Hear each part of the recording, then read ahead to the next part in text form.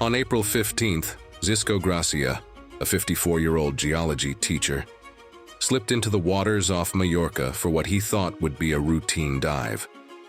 Little did he know, he was about to face every diver's worst nightmare in the complex underwater cave systems that honeycomb the island's coast.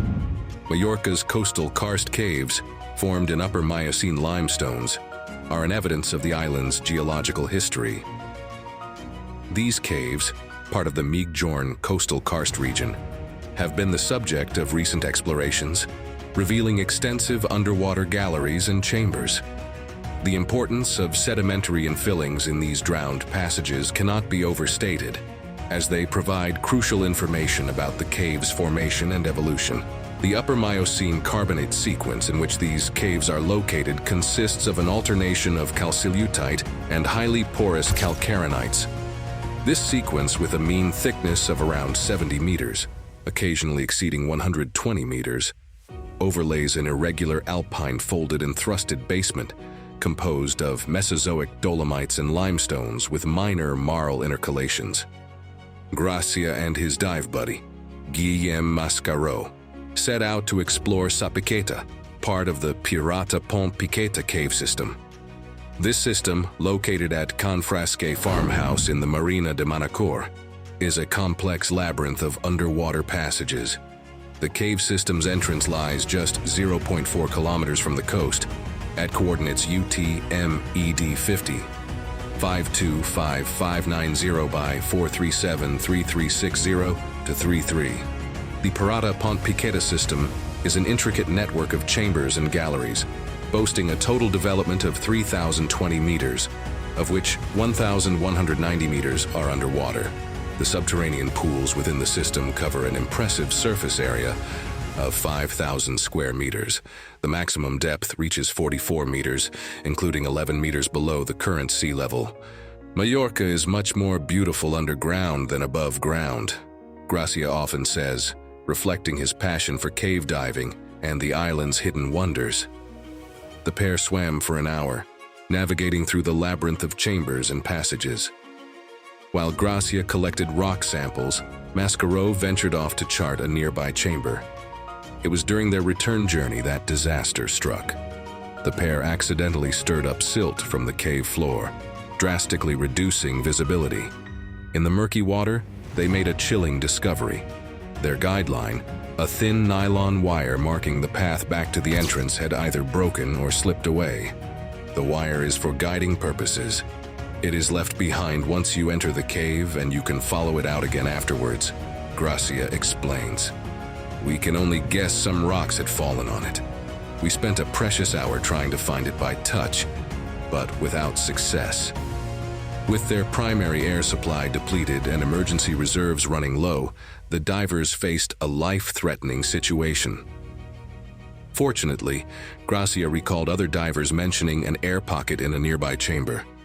They made their way there, knowing they had to make a difficult decision. Their remaining air was only enough for one person to attempt the journey out. We decided I would stay and Guillem would go for help, Gràcia explains. He was skinnier than me and needed less air for breathing.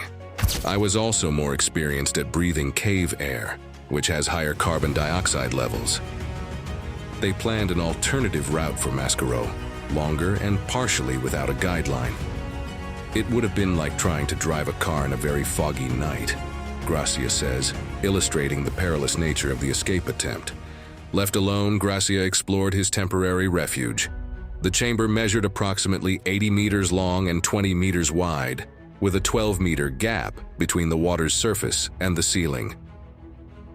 He discovered the surface water was drinkable and found a large, flat rock to rest on. With 2 of his 3 torches non-functional and the third low on battery, Gràcia resigned himself to darkness. I only turned it on when I went to pee or to climb down to get fresh water, he recalls. As hours turned into what felt like days, Gràcia grappled with hope and despair. I was hopeful during the first 7 or 8 hours as I thought Guillem would make it out. As time passed, though, I started to lose hope. I thought, Guillem has got lost and died, and no one knows I am down here. The high levels of carbon dioxide in the cave air reaching up to 5% compared to the 0.04% in surface air, began to affect Gràcia. I had a headache, and although I was exhausted through lack of oxygen, it was impossible to sleep. My brain was whirring, he describes. Hallucinations set in. Gràcia perceived lights in the lake and heard the sound of divers' bubbles, only to find nothing when he looked. After what seemed an eternity, Gràcia heard noises above. Initially believing it to be air tanks being filled for a rescue team, he later realized they were attempting to drill through the rock. However, the sound ceased, plunging Gràcia into his darkest moment. I thought about how I could die in the way divers most fear, without food or air, he recalls. With his light nearly exhausted and unable to reach water in the dark, Gràcia made a grim decision. I decided to swim across to where I left my gear and get a knife. I wanted to have it as a last resort if I needed to choose whether to die quickly or slowly. Just as hope seemed lost, Gràcia heard bubbles again. This time, it wasn't a hallucination. A diver's light grew brighter, and soon he saw a helmet emerging from the water. It was Bernat Clamor, an old friend and part of the rescue team. Gràcia learned that Mascaro had successfully raised the alarm, but poor visibility had hampered rescue efforts. Attempts to drill through the rock had failed, explaining the noises Gràcia had heard earlier. Finally, after waiting a day for the silt to settle, Clamor and fellow diver John Freddy had reached him. The ordeal wasn't over yet. It took another 8 hours to safely guide Gràcia out of the cave. He was given oxygen-enriched air to breathe and slowly led to the entrance. Gràcia emerged late on April 17th, a full 60 hours after entering the cave. Gràcia's body temperature had dropped to 32 degrees Celsius, putting him at risk of hypothermia. He was rushed to a hospital and given pure oxygen overnight. The Cova de Sagleda, another significant cave system in the region, is located at Son Josepno farmhouse, 36 meters above sea level and about 1.7 kilometers from the coast. This subterranean complex boasts a surveyed development of nearly 10,500 meters, with a maximum underwater depth of 25 meters, making it the largest littoral mixing zone cave in Europe. The sedimentary facies found in these caves can be broadly categorized into several types. Gravity and water flow coarse-grained deposits, include breakdown facies and loose entrance facies. Breakdown facies consist of unsorted boulders and cobble piles, ranging in size from several centimeters to nearly 15 meters, composed entirely of calcarenites and calciciltite from the surrounding Upper Miocene rocks. Water-lane clastic fine-grained deposits include brown organic silts and reddish silts and clays. The brown organic silts, one of the most extensive facies found in the caves, show thicknesses ranging from 0.2 to nearly 1 meter. They are characterized by very fine laminations defined by alternating reddish-brown and black laminae, with the black laminae showing notable accumulations of vegetal fibers and seeds. Carbonate deposits in the caves include calcite raft sands and carbonate grains released by physico-chemical weathering of limestone walls. The calcite raft sands, found especially in cave pools with free water surfaces, show thicknesses varying from a few centimeters to more than 40 centimeters. Mixed facies, a combination of the above-mentioned types, are present throughout the cave systems.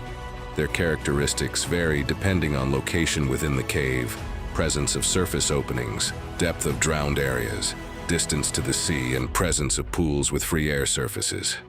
Relict or older deposits, including red silts and coarse detrital and gravity-fallen deposits, provide evidence of the cave's long-term evolution. The red silts, found in some sampled chambers with thicknesses up to 15 centimeters, show decimeter-scale mud desiccation cracks on their surface, indicating periods of drying after deposition. Gràcia's experience while harrowing has not diminished his passion for exploring these underwater realms. A month after the incident, he returned to Sapiketa, even visiting the chamber where he was trapped. "I don't hold any grudges against that cave, and it's not like it's the cave's fault," he says. His commitment to continuing his work is unwavering. My children don't like it much, but they don't tell me not to do it, he admits. I have spent 24 years exploring underground. It's in my blood. If you enjoyed the video, make sure to like, comment, and subscribe to True Perils for more interesting content.